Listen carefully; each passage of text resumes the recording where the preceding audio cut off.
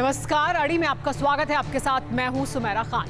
6 जनवरी 2021 की तारीख अमेरिका के इतिहास में हमेशा हमेशा के लिए याद रखी जाएगी। याद रखा जाएगा इस दिन पूरी दुनिया में सबसे पुराना लोकतंत्र बदनाम हुआ। याद रखा जाएगा इस दिन खुलेआम लोकतंत्र को फांसी के फंदे पर लटकाया गया। और इसलिए भी याद रखा जाएगा कि दुनिया के सबसे बड़े मुल्क का मुखिया अपनी जिद और अपनी सनक की वजह से वो कर बैठा जो ना कभी देखा गया और ना सुना गया। जी हाँ, इसी वजह से आज की अड़ी में अमेरिका पर बात होगी, वहां की संसद पर हुए हमले पर बात होगी। लिहाजा बिना वक्त गंवाए आपको वो तस्वीरें दिखाते हैं जो इस वक्त बात की तस्दीक करती हैं कि जो हुआ वो अमेरिका के इतिहास का सबसे बुरा दौर दिखाता है, सबसे बुरी तस्वीर को दिखाता है। आइए हम आपको इस बड़ी वॉल पे ग्राफिक्स के जरिए बताते हैं कि क्या हुआ है अमेरिका में और क्यों ये शर्मसार करने वाला है अमेरिका के लिए सबसे बुरा और दुर्दिन। देखिए तस्वीरें, ये सब कुछ हुआ कैपिटल हिल यानी संसद पर अमेरिका की। और ये तमाम लोग, ये जो भीड़ यहाँ इकट्ठा हुई थी, उसने किस तरह का उपद्रव मचाया और क्यों मचाया? क्योंकि जो राष्ट्रपति हैं डोनाल्ड ट्रंप, उन्होंने शय दी, उन्होंने इस तरह की बातें कही जिसकी वजह से उनके समर्थक पहुंच गए हमला बोलने के लिए, धावा बोलने के। गृह युद्ध जैसे हालात बन गए, स्पेशल फोर्सेस को बुलाना पड़ा और तब कहीं जाकर हालात काबू में आए। लेकिन जो कुछ हुआ, जो तस्वीरें देखी गई, वो ये तस्वीरें देखिए। हम आपको एक एक कर तस्वीरें दिखा रहे हैं। कैपिटल हिल के अंदर जाकर जो ट्रंप समर्थक थे वो किस तरह की तस्वीरें, देखिए ये शर्मसार करने वाली तस्वीर है। हाथ में बंदूक लिए अपने ही देश के नागरिकों पर बंदूक तानी है पुलिस ने, स्पेशल फोर्सेस को बुलाना पड़ा तब जाकर हालात काबू में आए।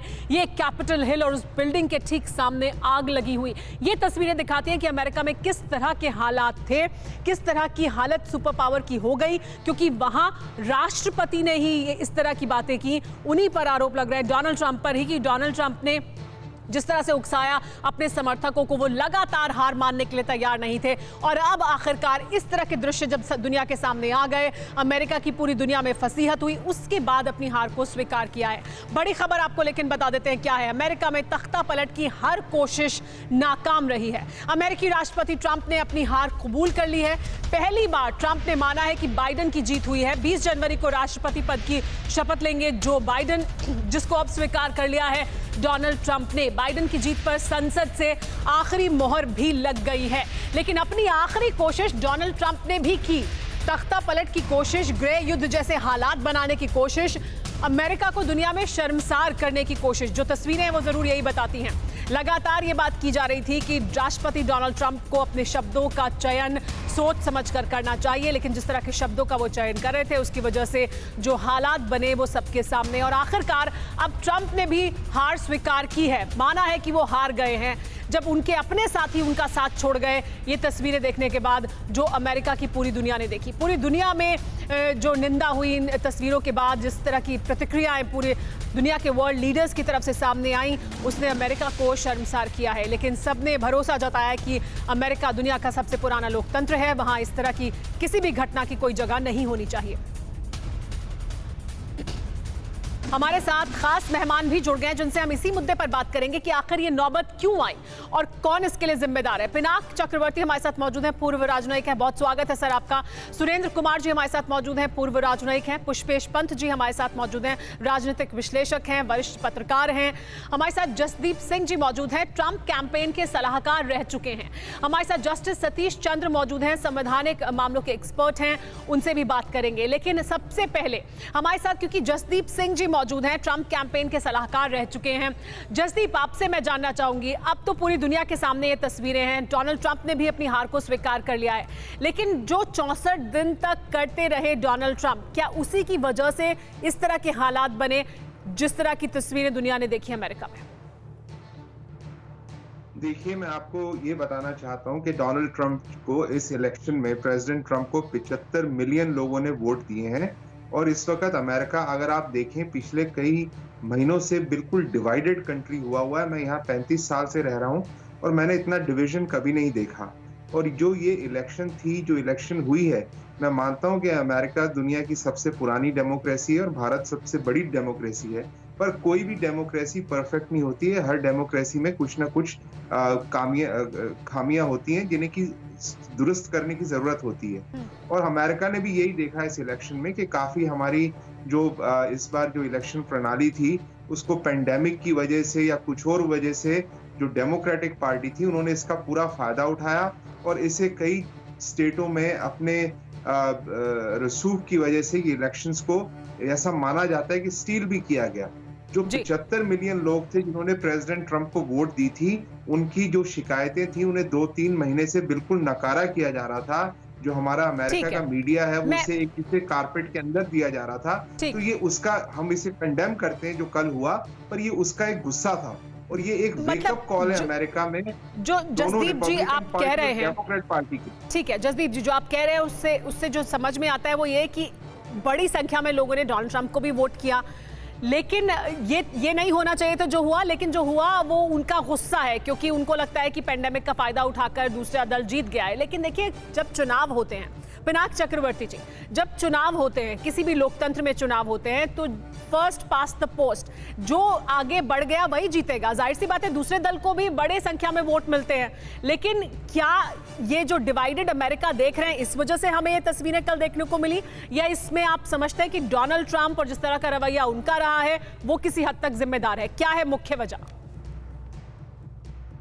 मुझे लगता है एक वजह तो ये है कि जैसे वो कह रहे थे पहले जो स्पीकर थे कि डोनाल्ड ट्रंप को 75 मिलियन वोट मिले हैं, पर उन्होंने ये नहीं बताया कि बाइडेन को उससे भी ज्यादा वोट मिले, पॉपुलर वोट। अब उनकी जो सिस्टम है इलेक्टोरल कॉलेज की, वो थोड़ा सा कॉम्प्लेक्स सिस्टम है, पर अगर आक्रोश है, अगर आपको तकलीफ है, तो ट्रंप ने तो पूरी कोशिश करी, देना लीगल मेथड्स से तो आप उसको डील कर सकते हैं।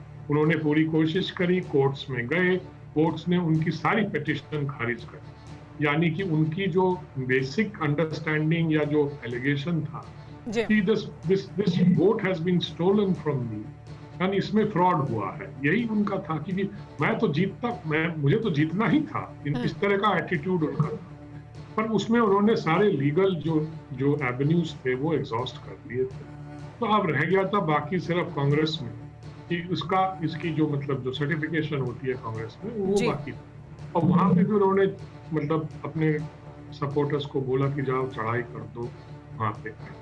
ये एक अल्टीमेट फ्रस्ट्रेशन का मतलब मैं समझता हूँ, एक फ्रस्ट्रेशन का जो एकदम जो मतलब ज़ेनिथ है वो पहुंच गया। लेकिन एक अहम ये बात भी सही है, सही है, सुनिए जी बोलिए। ये बात भी सही है कि सोसाइटी वहाँ बहुत डिवाइडेड हो गई है, और ये बात भी सही है, और ये आखिरी मौका नहीं है। मुझे लगता है इसके बाद भी, बाइडेन प्रेसिडेंट बनने के बाद भी, ये पोलराइजेशन का इफेक्ट हमको फिर दिखेगा जी। और ज्यादा बड़ी चुनौती भी होगी जो बाइडेन के सामने, इस तरह के डिवाइडेड अमेरिका में जब वो राष्ट्रपति बनेंगे तो उसको एक साथ लेकर चलने की चुनौती भी होगी। लेकिन जो पिनाक जी आपने एक और बात कही वो बहुत अहम है और मैं उस पर बात करना चाहूंगी। पहले जसदीप जी की, मैं आपके पास आऊँ उससे पहले पुष्पेश जी की प्रतिक्रिया भी लेती हूँ, फिर जसदीप जी आपकी प्रतिक्रिया लूंगी। पुष्पेश जी, जो लोकतंत्र है अमेरिका या कोई भी लोकतंत्र, उसमें संवैधानिक संस्थाएं हैं, न्यायपालिका है, कार्यपालिका है, जो प्रक्रिया होनी चाहिए उसके तहत डोनाल्ड ट्रंप ने हर कोशिश की। लेकिन अगर वो नहीं जीत पा रहे थे या नहीं आगे बढ़ पा रहे थे तो उन्हें स्वीकार क्या कर लेना चाहिए था, या ये आक्रोश जायज है? ये मुझे लगता है कि जगदीप भाई जो कह रहे हैं उससे सहमत होना बड़ा कठिन है। उनकी पक्षधरता साफ झलक रही है और वो बचाकर बोलने की कोशिश कर रहे हैं कि जो कल हुआ वो बुरा हुआ, मगर देश बटा हुआ है। उनके गुस्से का, आक्रोश का विस्फोट था। ये बटी हुई आबादी, आधी आबादी का विस्फोट नहीं था अमेरिका में।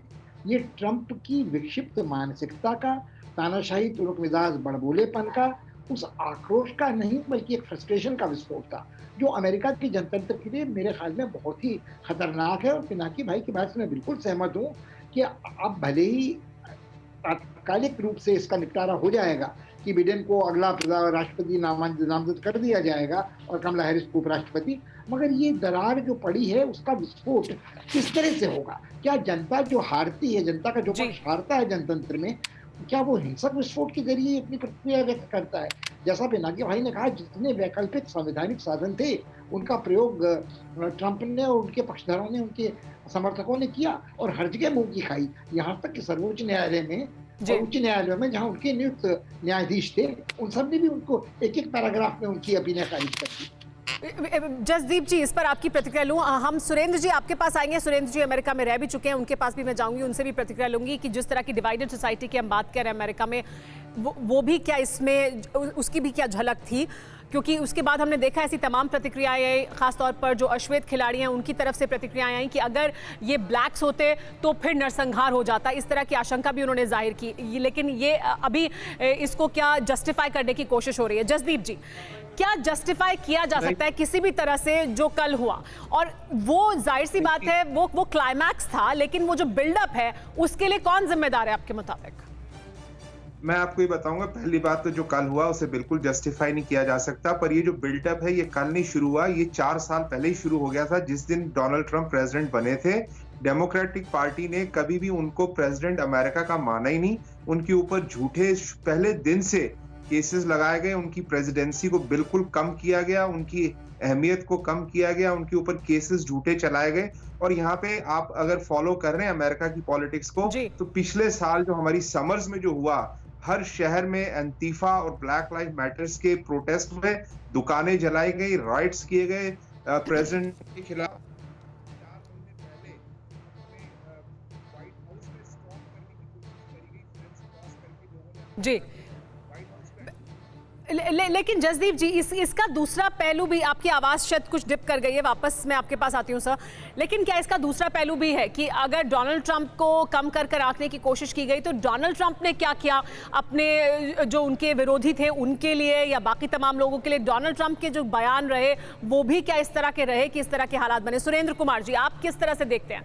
जसदीप जी का यह कहना या डोनाल्ड ट्रंप के समर्थकों का यह कहना कि डोनाल्ड ट्रंप की प्रेसिडेंसी को कम करा गया, हमेशा उनके खिलाफ काम किए गए, लेकिन डोनाल्ड ट्रंप ने क्या कुछ किया, वो भी तो एक पक्ष है। देखिए, ये सब बातें हैं, सही हैं। डिवीजन सोसाइटी में, पोलराइजेशन सोसाइटी में बहुत से कंट्री में होता है, हमारे देश में भी होता है। सबसे बड़ी बात है, डोनाल्ड ट्रंप एक इस तरह के आदमी है, वो स्ट्रीट फाइटर है, स्टेट्समैन नहीं है, स्पोर्ट्समैनशिप नहीं है। जब से वो आए, greatest president of all time, every time hyperbolic that. आपका डिवीजन को कम कौन कर सकता है? लीडर कर सकता है, पर लीडर खुद उकसाएगा तो डिवीजन कैसे कम होंगे? ये बात कर रहे हैं, जॉर्ज बुश जूनियर पहली बार बने थे, अल गोर का आपको मालूम है, सुप्रीम कोर्ट तक केस गया, जब डिसीजन हुआ अल गोर एक्सेप्टेड, दैट इज स्पोर्ट्समैनशिप। पर ये इंसान इस तरह के हैं, मैं ही सही हूँ, जो कुछ मैं कह रहा हूँ वो ही होगा, मेरे अलावा कोई कुछ जान नहीं सकता। जिस तरह के इंसान को, कई बात आप ऐसे इंसान को बनाएंगे राष्ट्रपति जो नार्सिसिस्ट है, जो किसी वैल्यूज में बिलीव नहीं करता, वैसा ही होगा। देखिए हमारे हिंदुस्तान में क्या हुआ, पहली बार जब अटल बिहारी वाजपेयी जी प्रधानमंत्री बने थे, पार्लियामेंट में केवल 13 वोट कम थे, उनके 13 वोट कम थे। उन्होंने कहा मैं जा रहा हूँ राष्ट्रपति जी के सामने त्यागपत्र दे रहा हूँ। This called sportsmanship, statesmanship. आपको देश का हित देखना चाहिए, न अपनी पार्टी का, न अपने आप।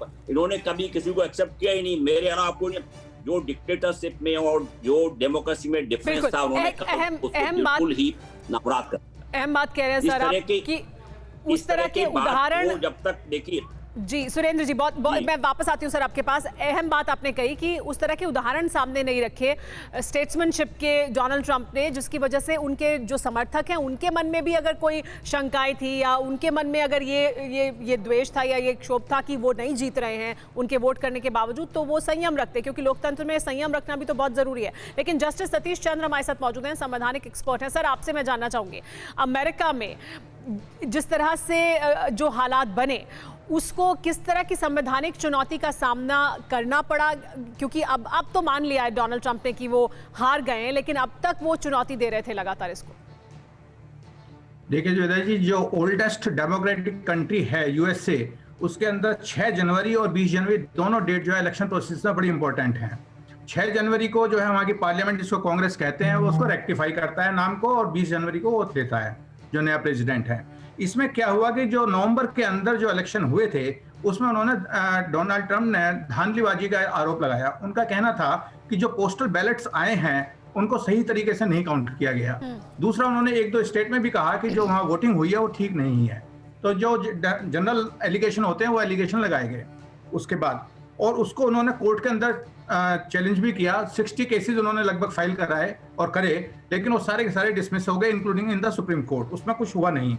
और इसके बाद जो है वो चाहते ये थे कि इसमें एक कमेटी बन जाए, 2 मेंबर्स के, दोनों पार्टी के एक मेंबर बन जाए, कमेटी बन जाए। वो 1877 में बनी थी, टू सी द एलिगेशन कि जो बंगलिंग हुई है या कोई एलिगेशन है उसको एग्जामिन कर लिया जाए। 1877 में ये पोजीशन आ चुकी थी वहाँ, तो इसको उन्होंने रेक्टिफाई करने के लिए जोर डाला, और जब वो नहीं मानी गई बात उनकी पार्लियामेंट के अंदर यानी कि कांग्रेस के अंदर, तब उन्होंने अपने समर्थकों के साथ ये हंगामा करा दिया। वर्ल्ड के अंदर कोई भी आदमी ऐसा नहीं है, इवन उनके जो दुश्मन चाइना वगैरह भी हैं, वो भी नहीं चाहेंगे कि इसको जो है अप्रिशिएट किया जाए। इस स्टेप को सभी ने कंडेम किया है, हमारे प्रधानमंत्री ने कंडेम किया है, हमने भी किया है, और आपके न्यूज़ बुलेटिन और अमेरिका जैसी सुपर पावर में अगर अस्थिरता आती है, जिस तरह की राजनीतिक अस्थिरता वहां देखने को मिल रही है, उससे पूरी दुनिया कहीं ना कहीं प्रभावित होती है। इस पर वापस आएंगे, इस पर बात करेंगे कि अमेरिका में जो हालात बने हुए हैं अभी, और अगर ऐसे ही बने रहते तो कितनी बड़ी चुनौती दुनिया के लिए भी थी। एक बड़ी खबर ले लेते हैं पहले, लेकिन उसके बाद चर्चा को आगे बढ़ाएंगे। ट्रंप पर अपने समर्थकों को भड़काने का आरोप है। ट्रंप ने अपने समर्थकों से कहा था कि कैपिटल हिल की तरफ आगे कूच करें। देश को वापस लेने के लिए कमजोरी नहीं, ताकत की जरूरत है, यह कहना था डोनाल्ड ट्रंप का। कैपिटल बिल्डिंग पर हुए हमले से ठीक पहले ट्रंप ने रैली की थी, और उस रैली में जिस तरह की बातें उन्होंने कही थी वो ये थी। सुनिए क्या कहा था उन्होंने रैली के दौरान। We're going to walk down to the Capitol and we're going to cheer on our brave senators and congressmen and women. And we're probably not going to be cheering so much for some of them, because you'll never take back our country with weakness. You have to show strength and you have to be strong.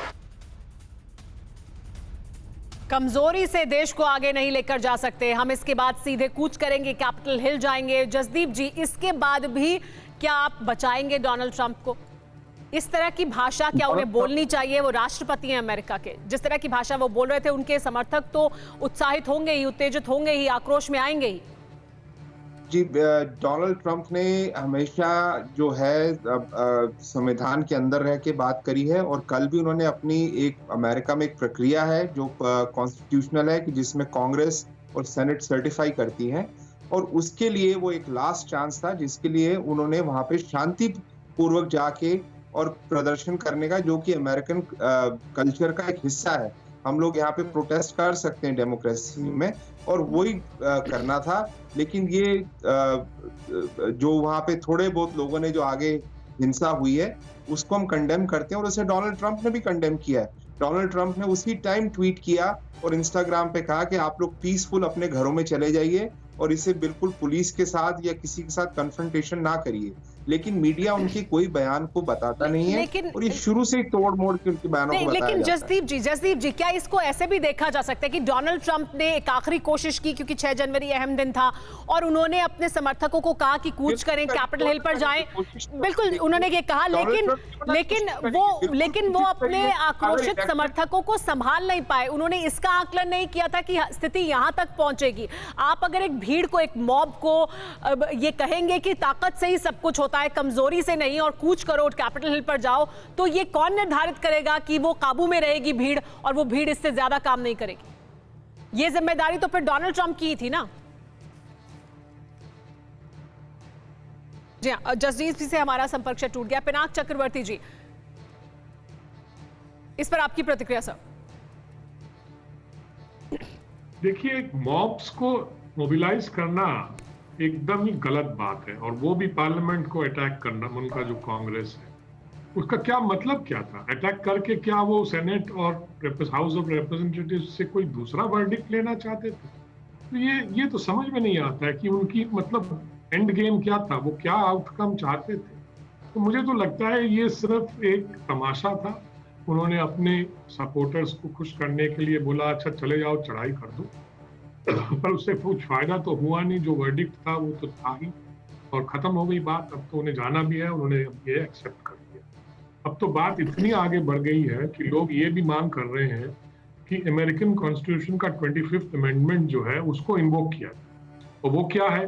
वो कहते हैं कि Trump को हटा दिया जाए और vice president को जितने बाकी दिन हैं उसमें उनको इंचार्ज बना दिया जब तक ट्रांजिशन नहीं होता और जो बाइडेन प्रेसिडेंट नहीं बन जाते।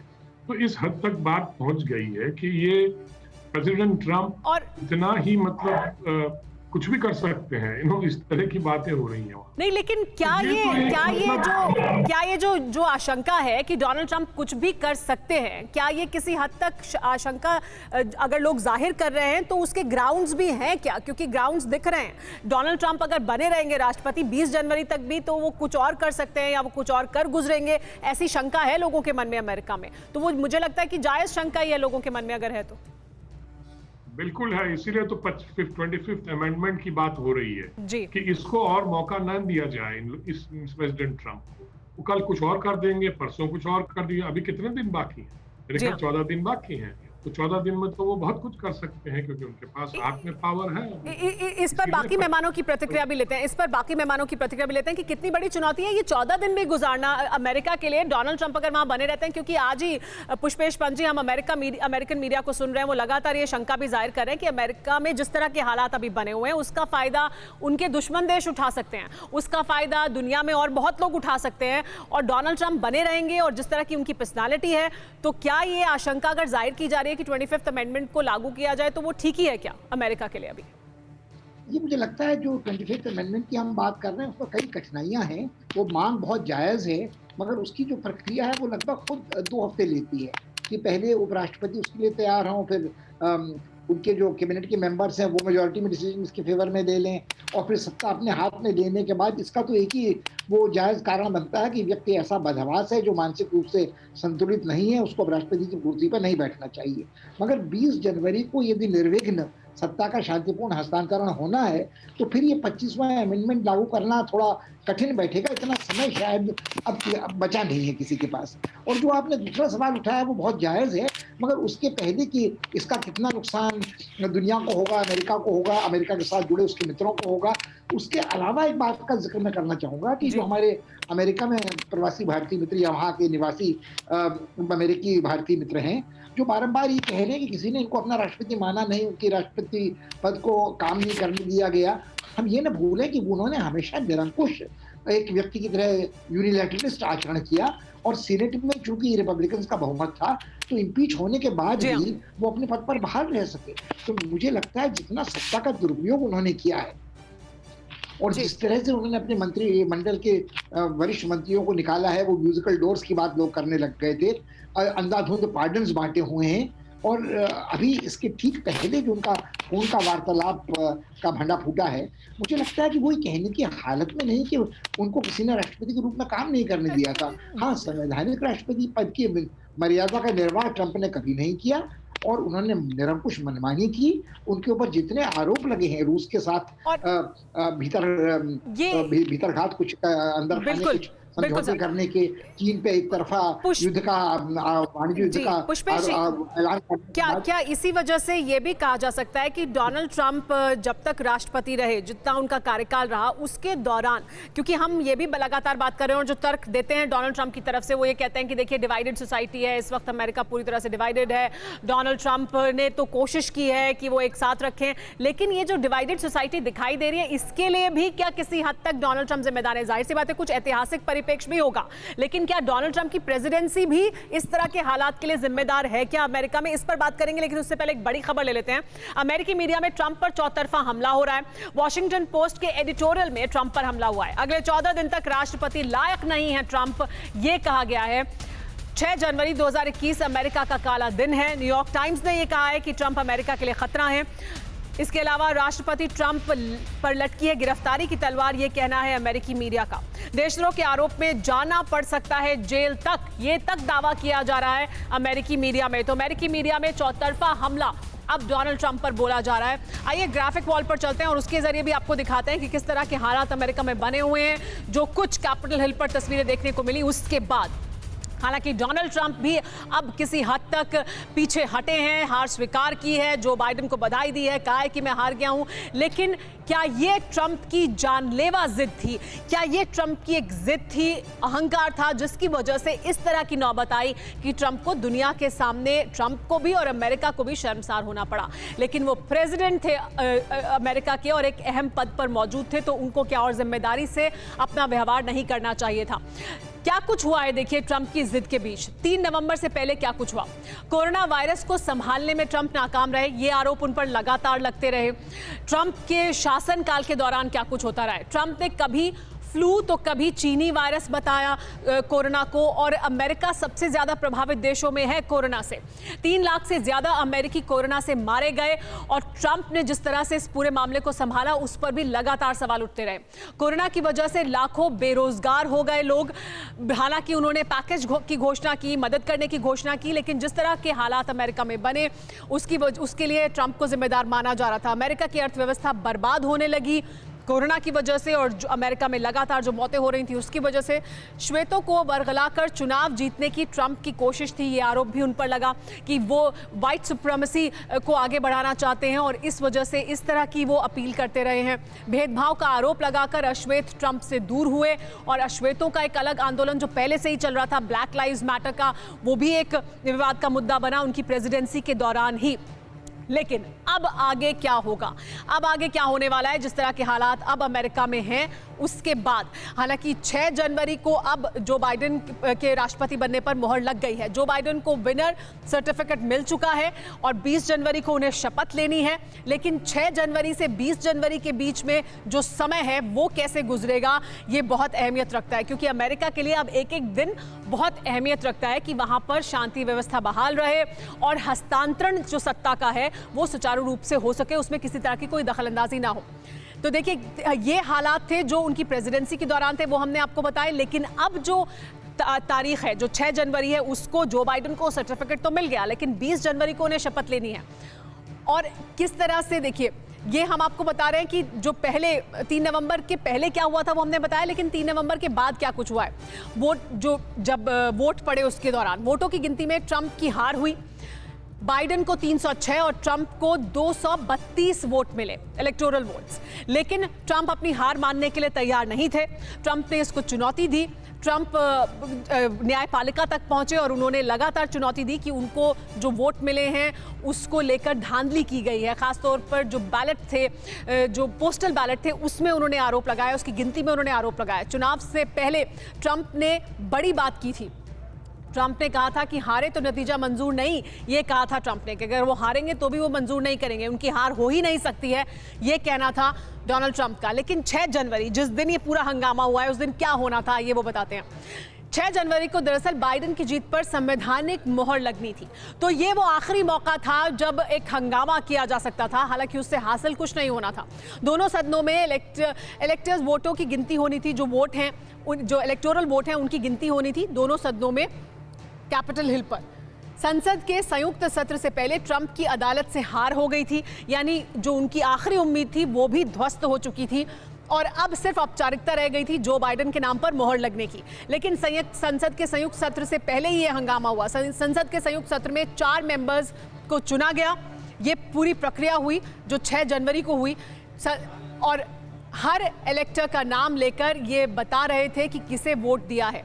ये प्रक्रिया चल रही थी। इलेक्टर के वोटों के अनाउंसमेंट के दौरान ही भीड़ घुसना शुरू हो गई कैपिटल हिल पर, यानी ये प्रक्रिया चल रही थी, उसी के दौरान भीड़ वहां पर पहुंची। लेकिन भीड़ पहुंची क्यों? दरअसल इसके पीछे क्या वजह है? क्योंकि ट्रंप ने समर्थकों को भड़काया था। ट्रंप ने एक रैली की थी, ट्रंप ने कहा था कि कैपिटल हिल पर जाएं आप। ट्रंप नहीं चाहते थे कि इलेक्टोरल वोटों की गिनती हो, वो चाहते थे कि उसमें बाधा पड़े, उसे रोका जाए, और शायद इस वजह से उन्होंने अपने समर्थकों को उकसाया कैपिटल हिल पर पहुंचने के लिए। संसद को हाईजैक करना ही ट्रंप का मकसद अब दिखाई देता है, एक हंगामा खड़ा करना मकसद दिखाई देता है। ट्रंप चाहते थे कि बाइडेन राष्ट्रपति ना बने, क्योंकि ट्रंप अपनी हार स्वीकार करने के लिए किसी भी सूरत में तैयार नहीं थे। बाइडेन के सिलेक्शन पर लगने वाली मोहर को रोकना चाहते थे डोनाल्ड ट्रंप और उनके समर्थक। इसी वजह से उस प्रक्रिया को रोकने के लिए वहां पर भीड़ पहुंची। ट्रंप के सोशल मीडिया पर भड़काऊ बयान दिए गए। ट्रंप ही नहीं, उनके जो समर्थक हैं, जब वो वहां पहुंचे उन्होंने भी भड़काऊ नारेबाजी की। ट्रंप ने वॉशिंगटन डीसी में रैली करके समर्थकों को उकसाया और कहा कि उन्हें कैपिटल हिल पर जाना चाहिए, बताना चाहिए कि वो क्या सोचते हैं। संसद में इलेक्टर्स के वोटों की गिनती की जगह रिवॉल्वर नजर आई, और ये शर्मसार करने वाली तस्वीरें थी जो पूरी दुनिया ने देखी। अमेरिका में भी इसको लेकर बहुत ज्यादा गुस्सा है। पहली बार अमेरिकी संसद में फायरिंग हुई, 4 लोगों की मौत हुई, और अब क्या आगे होने वाला है ये वो भी आपको बताते हैं। 6 जनवरी के बाद अब आगे क्या होगा? जो बाइडेन को विनर सर्टिफिकेट मिल चुका है। तो जो बाइडेन राष्ट्रपति होंगे अगले, इसका सर्टिफिकेट भी उनको अब मिल चुका है, जो 6 जनवरी को मिलता है। 20 जनवरी को राष्ट्रपति पद की शपथ लेंगे जो बाइडेन। सत्ता का हस्तांतरण होगा पूरी तरह से डोनाल्ड ट्रंप से जो बाइडेन को। ट्रंप को 20 जनवरी से पहले ही हटाया जाएगा क्या, ये बड़ा सवाल है, क्योंकि अब इसकी मांग उठ रही है अमेरिका में कि डोनाल्ड ट्रंप को 20 जनवरी से पहले ही हटा दिया जाए, क्योंकि उन पर भरोसा नहीं है। ट्रंप पर आपराधिक केस चलेगा क्या, क्योंकि इसके लिए भी सवाल उठ रहे हैं कि आपराधिक केस चलना चाहिए, जो कुछ हुआ उसके लिए डोनाल्ड ट्रंप जिम्मेदार हैं। तो क्या ये होगा, क्या डोनाल्ड ट्रंप को हटाया जाएगा, क्या उन पर केस चलेगा, ये तमाम सवाल हैं जिन पर अब अमेरिका में बहस हो रही है, चर्चा हो रही है, और इसको लेकर क्या कदम उठाए जाते हैं वो देखना दिलचस्प होगा। लेकिन जो कुछ हो रहा है अमेरिका में उसको लेकर ये बड़े सवाल जरूर हैं। सुरेंद्र जी, मैं आपसे जानना चाहूंगी, क्या डोनाल्ड ट्रंप को 20 जनवरी से पहले हटाया जा सकता है, और जो अमेरिका का मीडिया दावा कर रहा है कि आपराधिक केस भी चलाया जा सकता है, क्या इस तरह की संभावनाएं भी हैं? आपको लगता है कि ऐसा हो सकता है? देखिए, ट्रंप में जरा भी शर्म बाकी है तो बाकी दिनों में वो कोई भी बखेड़ा नहीं करना चाहिए। आप देखिए, पहले रात में उनका ट्विटर अकाउंट, व्हाट्सएप, फेसबुक के सारे अकाउंट बंद हो गए। वहां का उनके वाइस प्रेसिडेंट को 3 दिन पहले इन्होंने कहा था, उनके जो बहुत बड़े क्लोज फ्रेंड भी हैं, कि आप इस इलेक्शन रिजल्ट को ओवरटर्न कर दीजिए। And he told I have no power. उन्होंने उपराष्ट्रपति पेंस ने कहा, मुझे इस तरह कोई पावर अधिकार में नहीं कर सकता। उनके जितने भी साथी थे एक एक करके सब छोटे चले आ रहे, कोई उनके साथ में नहीं है। अपने राज्यकाल में 4 साल में 45 लोगों को उन्होंने डिसमिस किया है। इस तरह के इंसान का बाकी दिनों तक बना रहना ठीक नहीं है, पर मैं ये मान के चलता हूं कि शायद उनको हटाने की कोशिश नहीं की जाएगी। बाइडेन इस तरह के इंसान नहीं है। जब उनको प्रोजेक्ट किया गया था कि इलेक्टेड प्रेसिडेंट इलेक्ट, उसमें जो भाषण उन्होंने दिया था वो बहुत ही कॉन्सिलेटरी था, बहुत ही यूनिफाइंग था। सब लोगों को साथ उन्होंने कहा था, we should look at each other, we should share each other, we are not enemy. मैं समझता हूँ बाइडेन इस तरह के इस मौके पर, इस हालात में नहीं चाहेंगे कि देश और डिवाइड हो। बिल्कुल, वो चाहेंगे कि जैसे ट्रंप ने अब कंसीड कर लिया, ग्लिजरिंगली कहिए, जो कुछ कहिए, तभी कंसीड मतलब वो आपको लगता है कि नहीं चाहेंगे कि और ज्यादा विवाद बढ़े? मैं समझता हूं उनको हटाने की कोशिश नहीं की जाएगी, और ट्रंप जो है फाइनली शायद जो है come to senses and accept the reality which is facing him. लेकिन क्या डोनाल्ड ट्रंप समझे हैं वो आक्रोश जो इस वक्त हमें दिखाई दे रहा है? जसदीप जी, हम अमेरिकन मीडिया को सुन रहे हैं और आप लगातार अमेरिकन मीडिया को कह रहे हैं कि मीडिया का एक बड़ा हिस्सा डोनाल्ड ट्रंप के खिलाफ रहा है, लेकिन जो अमेरिका में आज गुस्सा दिखाई दे रहा है, जो कुछ हुआ है कैपिटल हिल पर, उसको लेकर उसे आप जायज मानते हैं या नहीं? वो गुस्सा जायज है क्या नहीं? और डोनाल्ड ट्रंप ने अपनी प्रेसिडेंसी को क्या इस आखिरी घटना से पूरी तरह से उनकी प्रेसिडेंसी को इसी के लिए याद रखा जाएगा, कलंकित कर दिया? देखिए, इससे कलंकित नहीं हुआ है, ये अमेरिकन पॉलिटिक्स है, और आप इसे समझने की कोशिश करिए कि गुस्सा दोनों साइड है। ये अमेरिका पूरी तरह डिवाइडेड है। मैं 35 साल से यहाँ रह रहा हूँ और मैंने अमेरिका कभी भी इतना डिवाइडेड नहीं देखा है। और ये जो कल जो हुआ है, मैं मानता हूँ कि इसमें कई गलतियां हुई हैं, पर इसका आप सीधा ब्लेम डोनाल्ड ट्रंप को नहीं दे सकते। और ये कल एक मैसेज था, वेकअप कॉल था दोनों रिपब्लिकन पार्टी के लिए और डेमोक्रेट पार्टी के लिए कि अमेरिका बहुत डिवाइडेड है, हमें इसे जरूर यूनाइट करना है। और इसमें कोई शक नहीं है कि 20 जनवरी को जो बाइडेन ने अपनी शपथ लेनी और वो अमेरिका के नए राष्ट्रपति होंगे। और ये जो कल हुआ है, ये एक मैसेज दिया गया है कि नहीं, लेकिन जसदीप जी, आप ये लगातार कह रहे हैं कि डिवाइडेड है अमेरिका इस वक्त सोसाइटी डिवाइडेड दिखाई दे रही है, लेकिन उसके लिए डोनाल्ड ट्रंप की प्रेसिडेंसी किस हद तक जिम्मेदार है, इसके बारे में भी क्या बात नहीं होनी चाहिए? ये हो सकता है कि बहुत से ऐतिहासिक परिप्रेक्ष्य हो, लेकिन डोनाल्ड ट्रंप भी किसी हद तक क्या डिवाइडिंग फिगर रहे अमेरिका के लिए?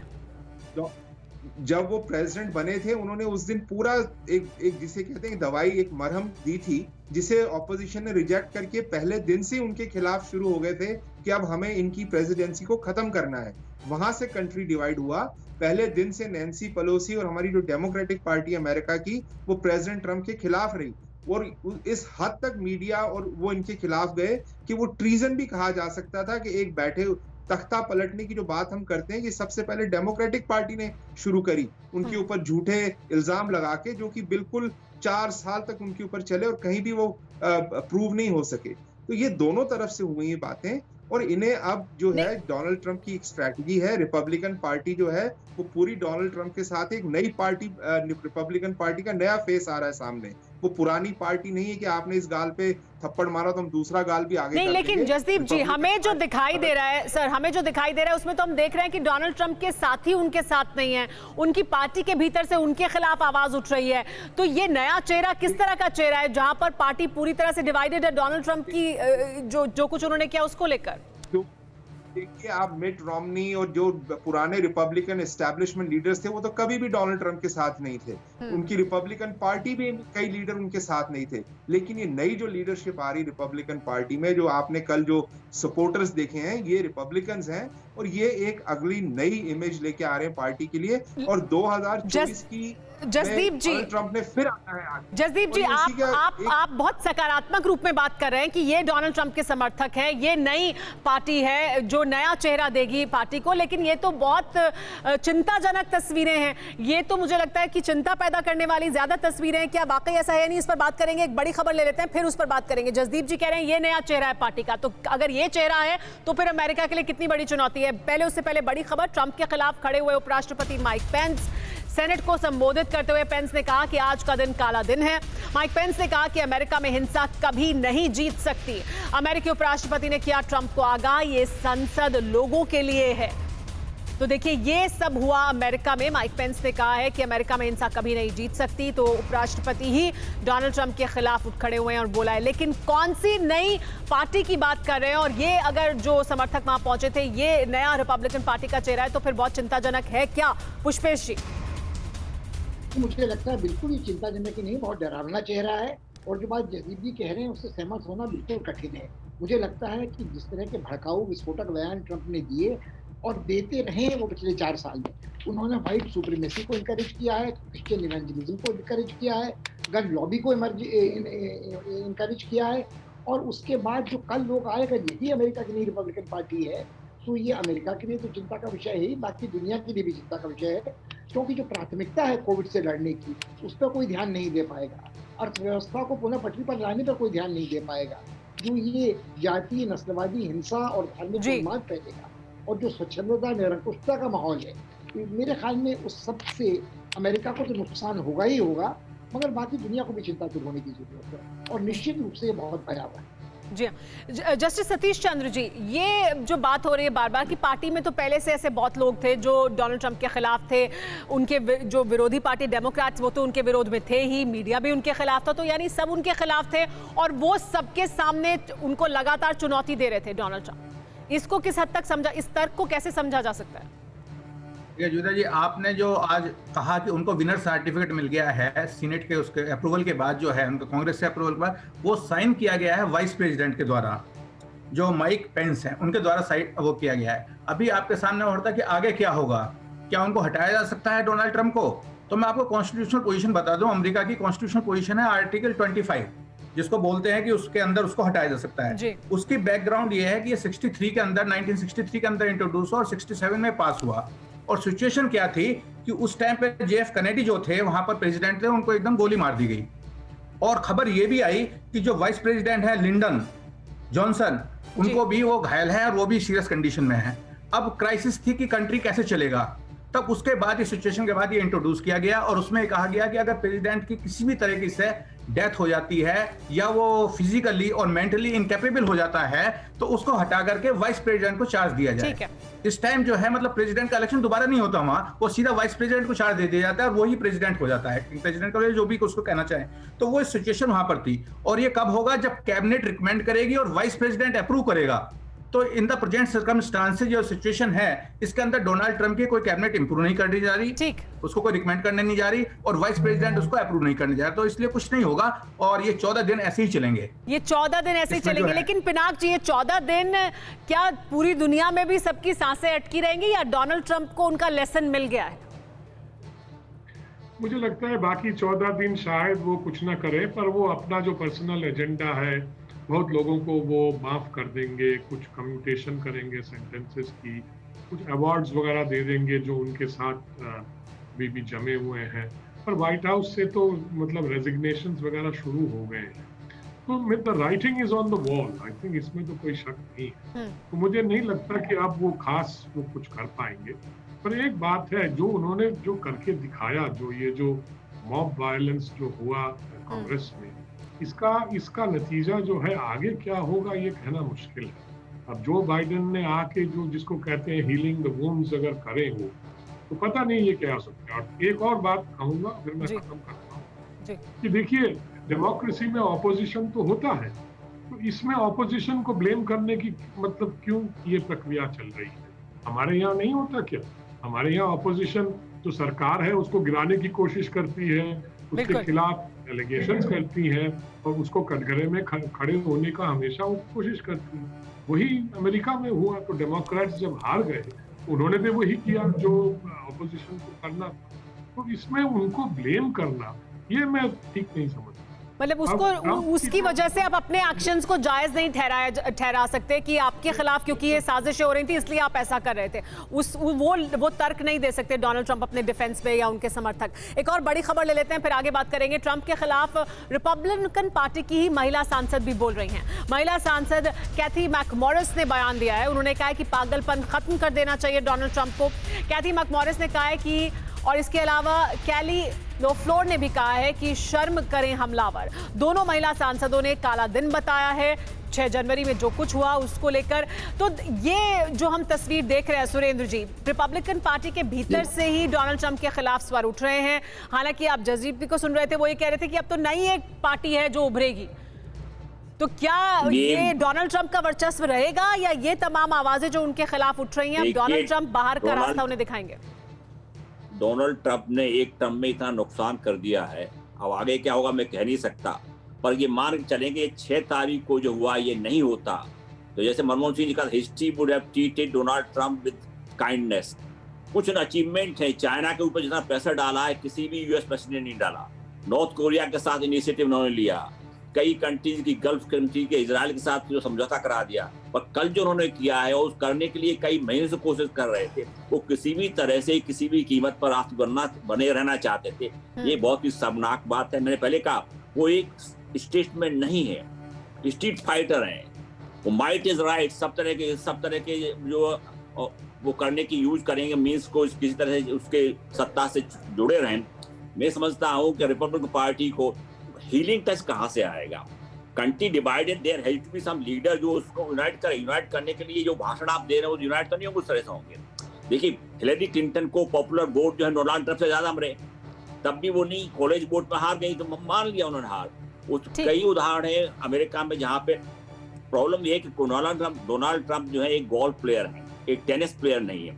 एक टेनिस प्लेयर होते उनको लगता है हमारे जितने ग्रेट टेनिस प्लेयर है रॉजर फेडरर, राफेल नडाल, जोकोविच, जब टाई ब्रेकर चलता है 7-6, 7-6, 7-6 एक पॉइंट से हारते हैं। अच्छी एनालॉजी दी है आपने सर कि वो टेनिस प्लेयर नहीं है। लेकिन पुष्पेश पंत जी ये जो कह रहे हैं सुरेंद्र जी कि डोनाल्ड ट्रंप के कार्यकाल में भी जाहिर सी बात है वो राष्ट्रपति जब तक रहे उन्होंने बहुत से फैसले लिए, कुछ अच्छे होंगे, कुछ अमेरिका के लिए बेहतर होंगे, दुनिया के लिए बेहतर, कुछ नहीं भी बेहतर होंगे। लेकिन क्या आपको लगता है कि आने वाले समय में डोनाल्ड ट्रंप को इसके लिए ज्यादा याद रखा जाएगा जो कुछ हुआ 6 जनवरी को, जो कुछ उनके समर्थकों ने किया और जिस तरह से उन्होंने अपनी हार को स्वीकार नहीं किया? नहीं, मुझे लगता है सुरेंद्र कुमार जी बहुत सही बात कह रहे हैं, मगर थोड़ा मेरा मतभेद ये है कि जो कुछ फैसले ट्रंप ने लिए वो तुनक मिजाजी में लिए, बड़बोलेपन पे दिए। उत्तरी कोरिया के साथ जो पहल की वो पौधे मुंह गिरे, उसके बाद फायदा नफा नुकसान बराबर रहा और हमेशा ये शक बना रहा कि रूस के प्रति उनकी नरमी क्यों है। चीन के विरुद्ध उन्होंने आर्थिक प्रतिबंध लगाए, वाणिज्य युद्ध का ऐलान किया, मगर भीतर अंदर खाने ये भी कोशिश की कि चुनाव के ठीक पहले चीन कुछ उनसे अनाज खरीद ले तो वो कह सके कि हमने ठीक कर दिया। तो मुझे लगता है कि कुल मिलाकर इजराइल में भी जो कुछ उनके जामाता ने किया वो उन्होंने कुछ अपनी लेगेसी के लिए ऐसा किया। देखना होगा कि आने वाले दिनों में ये लेगेसी पुष्पेश जी डोनाल्ड ट्रंप इस तरह के शख्स नहीं रहे हैं कि वो किसी की बात सुने, जिसका बात आप भी कह रहे थे कि लगातार वो अपने उनके जो कैबिनेट है उससे इस्तीफे होते रहे, वो लोगों का इस्तीफा लेते रहे या निकालते रहे। तो अब ये जो आने वाले दिन हैं 20 जनवरी से पहले उसमें डोनाल्ड ट्रंप क्या कुछ और ड्रास्टिक कर सकते हैं या अब भीतर से भी उनका जो विरोध है वो बहुत ज्यादा है, उनके कैबिनेट से भी, बाकी तमाम साथियों से भी, इसलिए वो कुछ ज्यादा नहीं कर पाएंगे?